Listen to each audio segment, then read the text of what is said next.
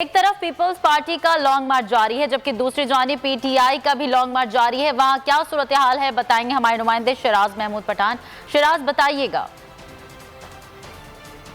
جی بالکل، وزیر اعظم پاکستان عمران خان نے تو پہلے ہی کافی ٹائم پہلے کہا تھا کہ جو ہے ہم سندھ کا رخ کریں گے، اور اب شاہ محمود قریشی جو وائس چیئرمین ہیں، اسد عمر ہیں، فیڈرل منسٹر علی زیدی ہیں، حلیم عادل شیخ ہیں، اور جو یہاں کے لاڑکانہ کے مقامی ہیں امیر بخش خان بھٹو جو سینئر وائس پریزیڈنٹ بھی جو ہے بنائے گئے ہیں، سینٹرل ایگزیکٹو کمیٹی کے رکن ہیں، یہ تمام کے تمام رہنما جو ہے وہ جیکب باز سے آج رتو دیرو آئیں گے۔ اس کے بعد کمبر شہداد کوٹ سے ہوتے ہوئے لاڑکانہ پیپلز پارٹی کے گڑھ میں پہنچیں گے۔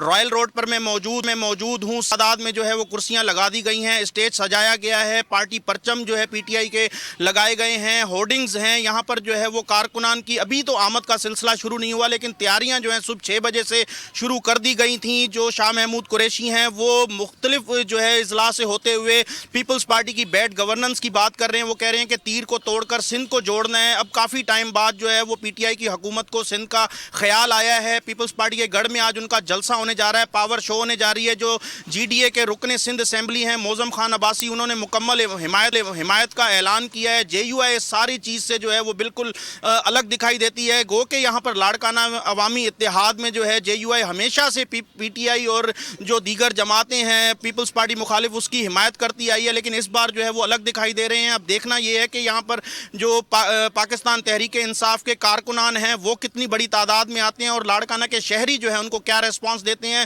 البتہ یہاں پر تیاریاں جو ہیں وہ عروج پر پہنچ چکی ہیں اور بڑی تعداد میں یہاں پہ کرسیاں بھی لگائی گئی ہیں۔ اطراف کا کاروبار جو ہے وہ اس وقت جو ہے بند کیا ہوا ہے، اور لیکن یہاں پر جو عام شہری ہیں ابھی تک یہاں پر جو ہے ان کی آمد کا سلسلہ شروع نہیں ہوا ہے۔ جی سبسکرائب کریں اور بیل دبائیں تاکہ کوئی خبر رہ نہ جائے۔